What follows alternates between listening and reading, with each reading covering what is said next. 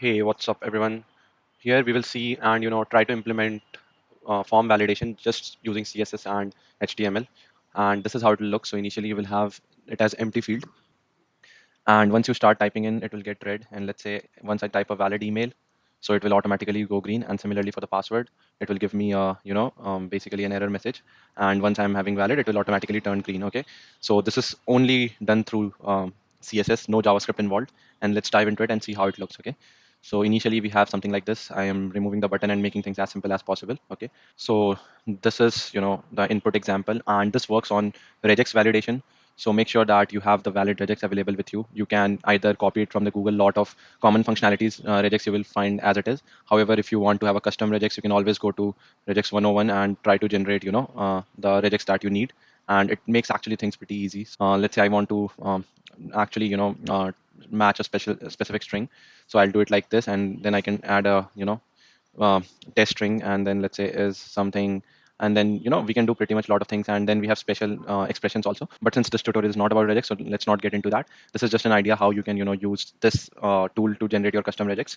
So yeah, that's all. Let's go back.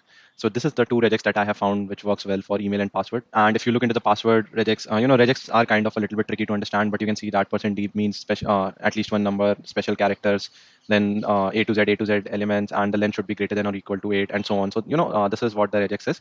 And now I'll be using these two regex. Okay, so first let me add the email regex. So we have already placeholder will help us to detect whether the user has started to input the details or not. Okay, so once if the placeholder is shown, that means the input is yet to be entered, but if it is not, then that means user has started inputting the value. Okay, so let me quickly add some details here. So we will use pattern, and we will use single quotes, double quotes, anything is fine. So this is my email pattern, and similarly let me copy my password pattern, and let me add again the pattern symbol and put this here. Okay, so this is good. So I'll go to this, I'll put input form, and then I will say input, and then I'll say invalid. If it is invalid, then let me make the background color as red. Okay, so this is one thing that I'll do. And if I go here and start typing, you can see that it is red. And let's say if I add a valid email, then it goes white again. Okay, so this is working fine. Let's quickly check for the password field also.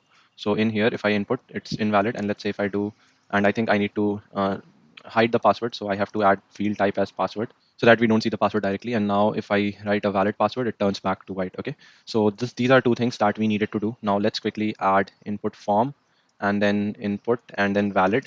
Okay, and in case of valid, I want to make the background color as green. Okay, so let's go back, and you can see that now it is automatically green. Even when the user has not inputted anything, no input is there, it's also green, which is something we don't want. And this is the condition that we will be using placeholder not shown property to negate this. So let's see how we can do this.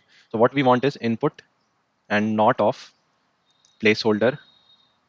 So these are some pseudo classes that I'm using. So basically what I'm saying is, if placeholder is not shown in the input, then only apply this property. Okay, and if it is valid, of course. So let's see. So now you can see that placeholder is shown, and we don't see any green thing, but only when user inputs it, and only once the input is validated, then we will see the green part. Okay, so let's say if I'm doing some random string, it's not, but when I enter the valid input, it turns green. Okay, so the first part is sorted. I hope you understood it. Let's walk again. So what we are doing is, we are saying if input is invalid, then put the background color as red. But if it is valid, and since there is no field, I mean there is nothing into the input, then also it will by default be valid. So we are saying that placeholder should not be shown. Okay, and here you can see that we have initially placeholder shown, and now what we are doing is we are just checking if it is placeholder is not shown, and then also it is valid, then put the background color as green. Okay, I hope you understood this. This is like all CSS, no JavaScript, no other thing. Okay, this we are doing through CSS only. Now the next step is to show a validation message. Okay, and let's see how we can do that. So let me quickly wrap this guy up into a div. Okay, and put it like this, and let's name this as class name equal to classes dot input box, something like that. And then you can customize the style as well. So let me go here and then put input box, and within input box I need to do all this thing. So let me put it like this, and similarly I don't need this anymore, so I will put input box. Okay, and I hope it should work fine, and it's not working. Let's see what's going wrong. So inside input box, if we have invalid input, input box, input invalid. Okay, here it will work. Yeah, my bad. And if it is valid, then it should be showing green. Okay, so this is working fine, and you can see that it has distorted. So of course we can do we can style it like this: input box, input width, 100%. I mean, that depends on you how you want to manipulate the styles. Okay, that is a different thing. All right. Now the next thing what I want to do is I want to style this input box. So input box and then display. I want to keep it as flex. Okay. Now it depends. You want to show the message next to the box. So let me just remove this guy and keep it like this. And then if you want to put it next to the box, then display flex. Flex direction would be row. By default it is row, so we don't need to provide this. Okay. And if I do dot input box and then after element, and here I add content, let's say invalid email address, something like this. So you can see that it is coming next, and we can have a gap. So let's say column gap to be 1 rem. Okay. So you can see it like this, and we can add extra styles. So let's say color should be orange, and now you can see that it's coming like this. Let's say you want to put it below, not there. Okay. So what we need to do is we need to add a flex direction of column. Okay. And we don't need this anymore. So now you can see that it is coming like this. I personally like this style, but you can play around and do any of these styles. Okay.